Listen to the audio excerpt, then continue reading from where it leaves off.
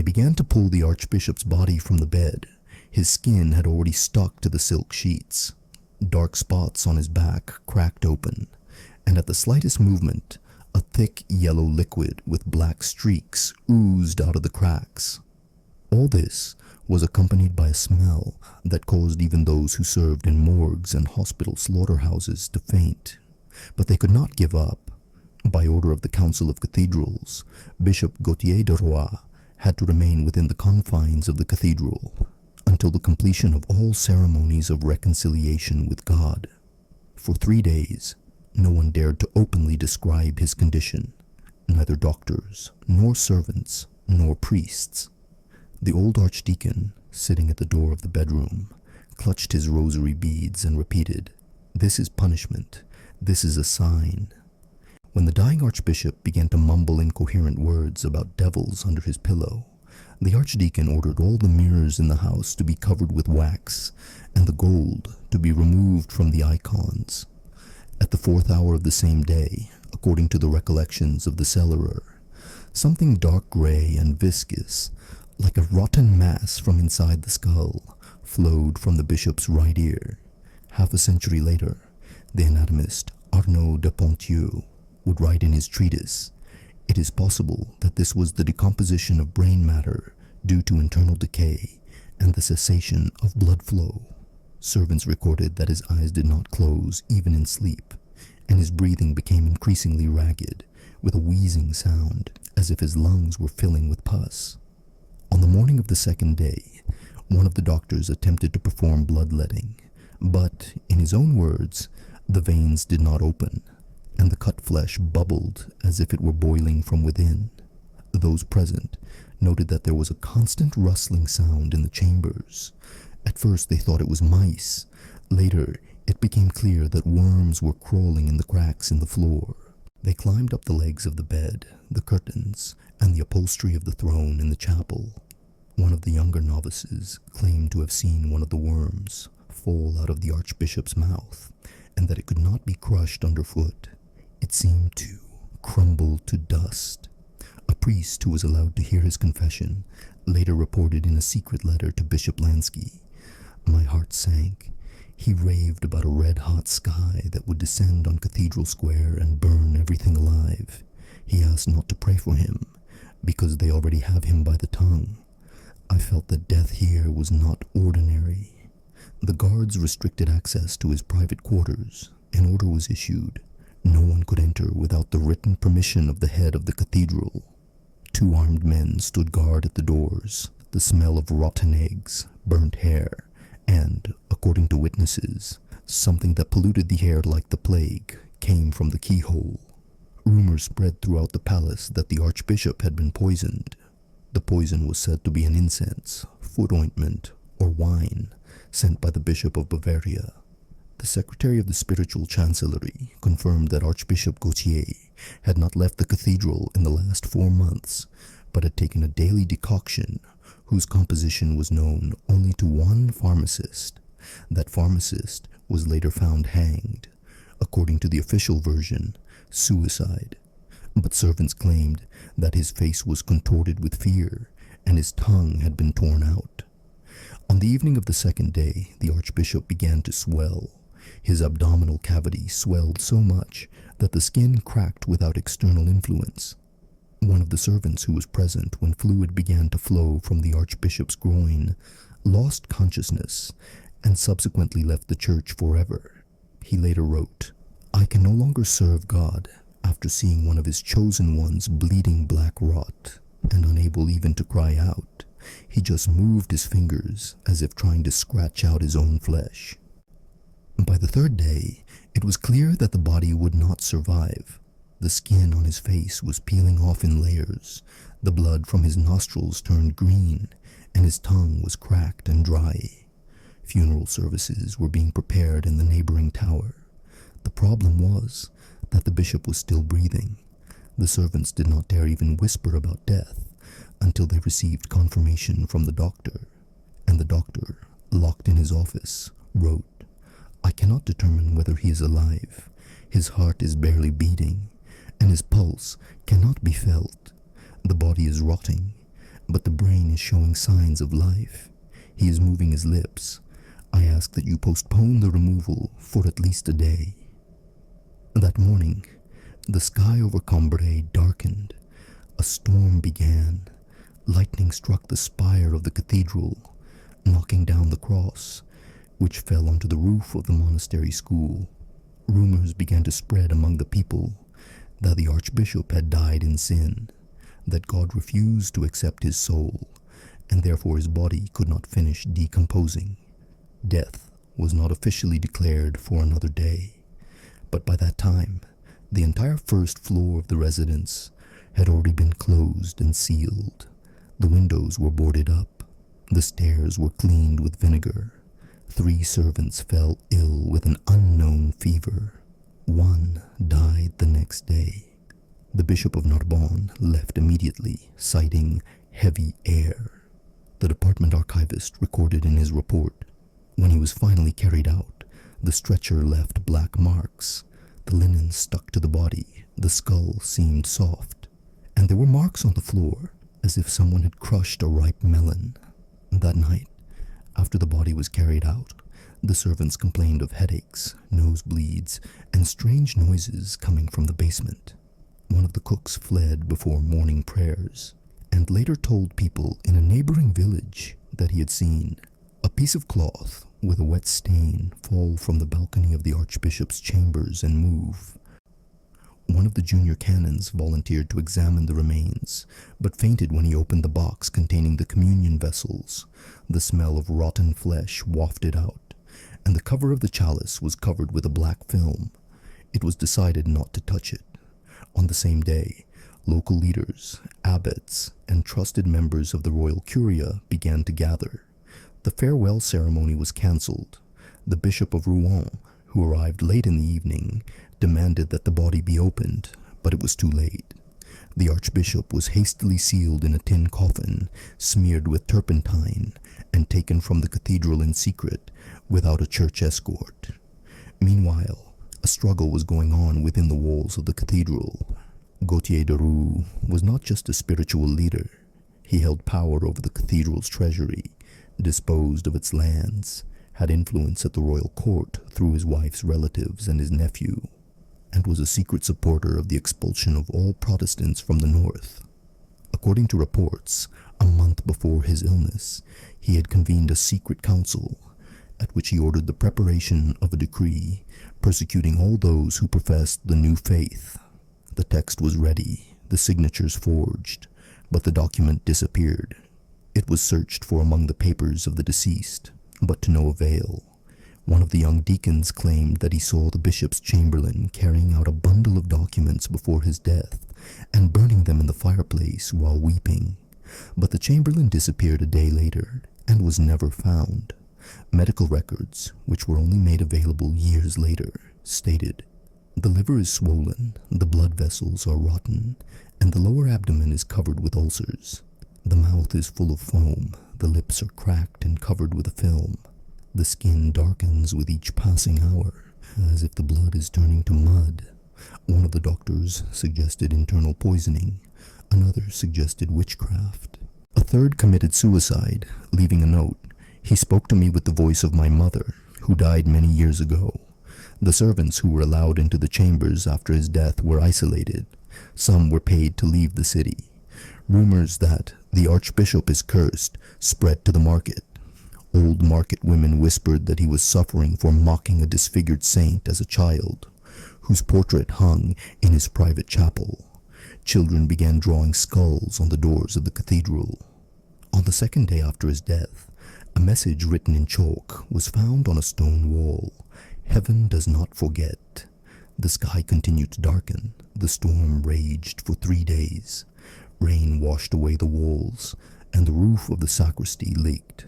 The guards refused to spend the night at their posts. A delegation from the Inquisition arrived in the city, but was met with restraint. According to rumors, the Inquisitor Bertrand de Monglay demanded the immediate interrogation of everyone who had been near the dying man. But the department's archives were mysteriously locked. The keys had disappeared, and the senior archivist was found in a well. One of the bishops wrote in a private letter, "The decay began while he was still alive. I saw him moving his lips, and something brown dripping from the corners of his mouth. It looked like he was praying, but the words were not in the language of the living." Some claim that in his final hours, the Archbishop asked not to be prayed for, not to have his body baptized, and not to have psalms sung. He allegedly demanded that he be thrown into the swamp behind the pulpit.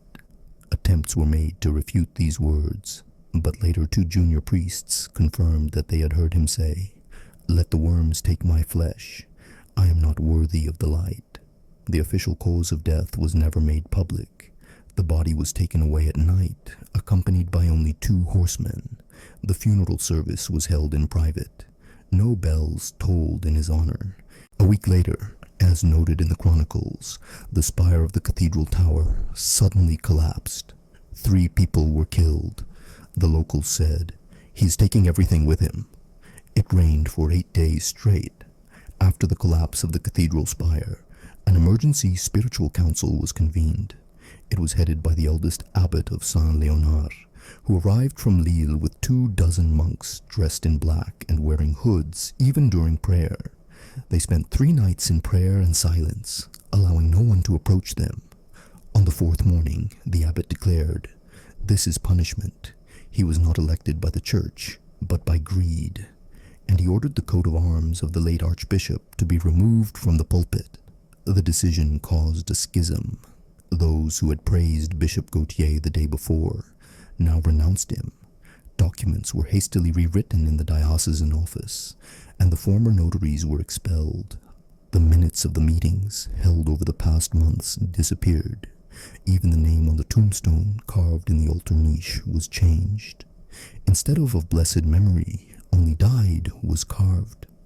Meanwhile, the body, which had been taken from Cambrai, did not arrive in Liège as ordered. The coffin was stopped on the way. The cart in which it was being transported sank in a swamp near Arras. The carters who managed to get out of the water claimed that the horses themselves refused to go on.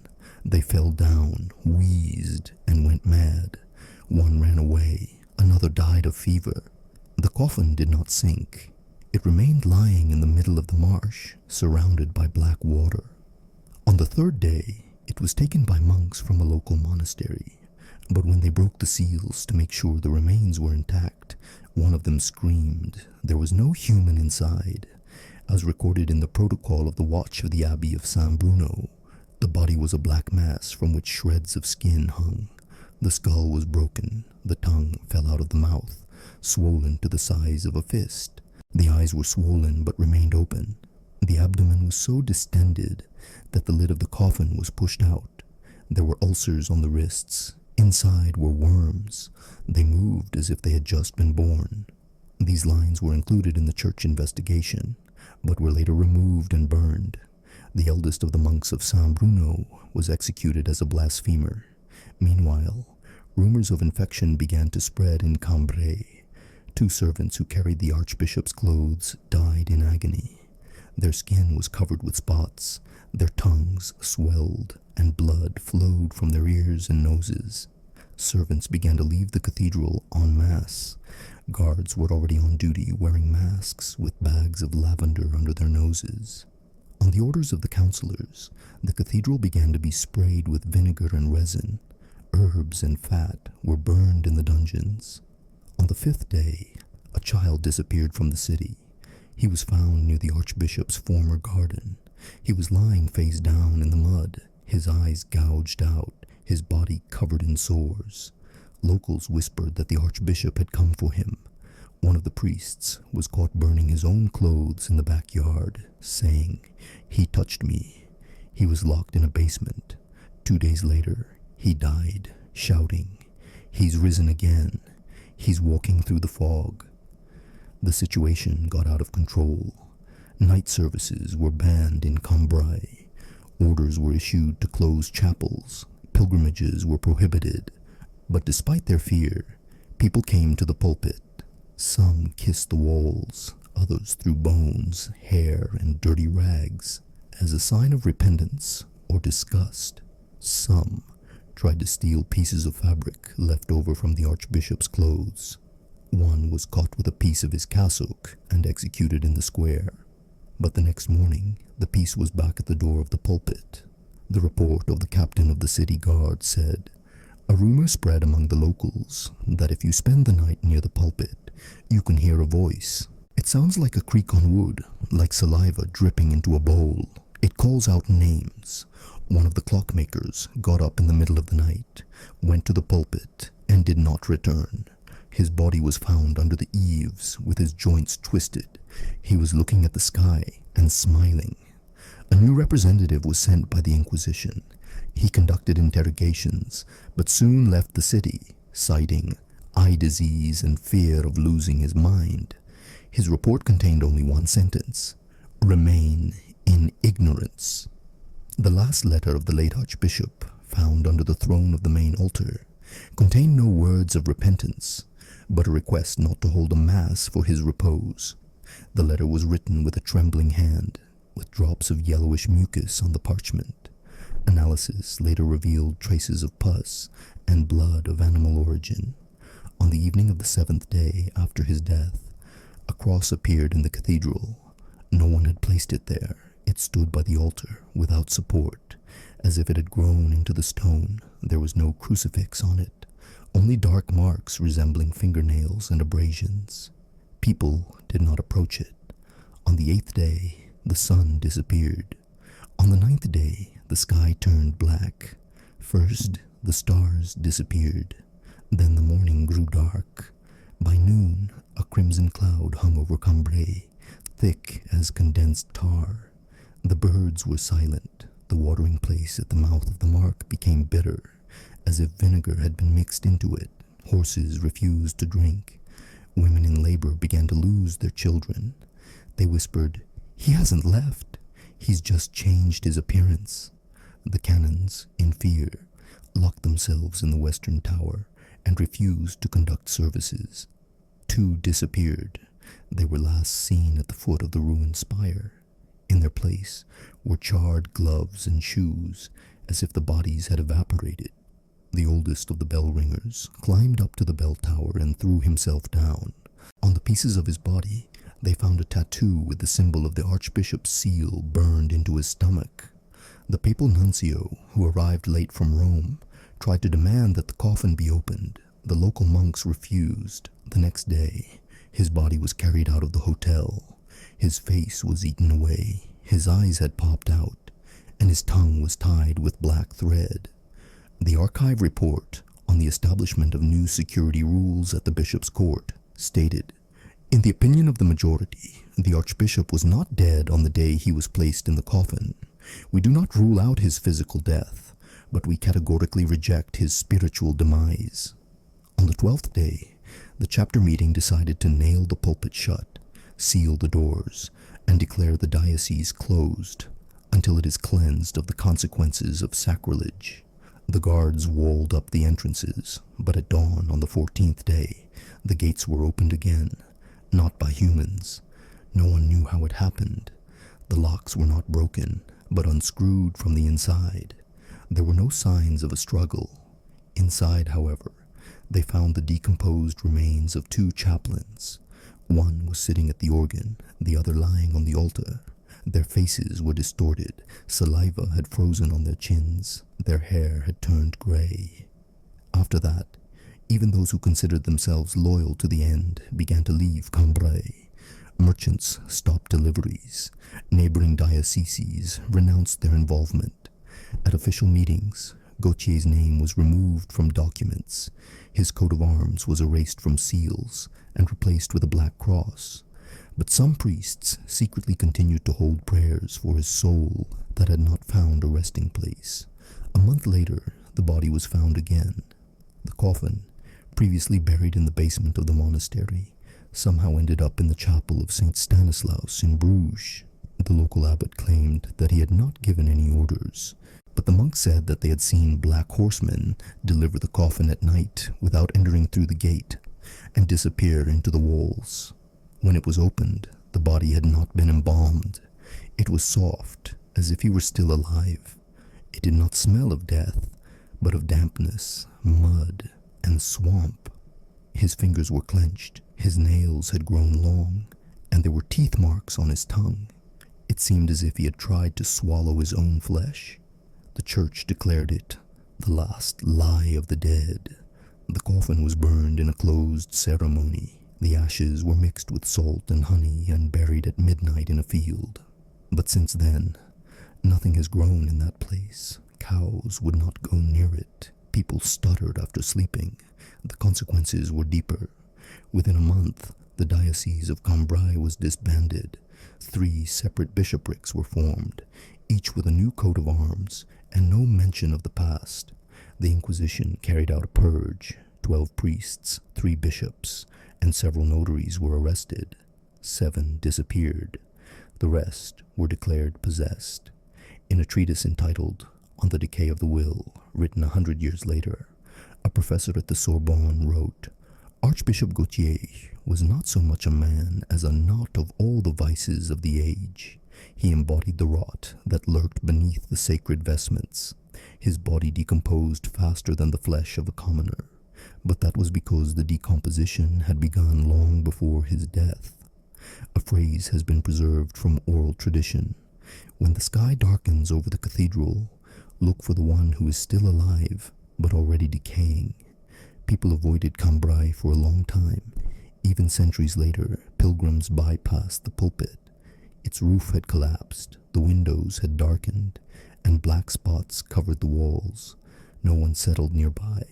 They said that singing could be heard from there at night, singing in which it was impossible to distinguish words, only breathing, heavy, slow, not human.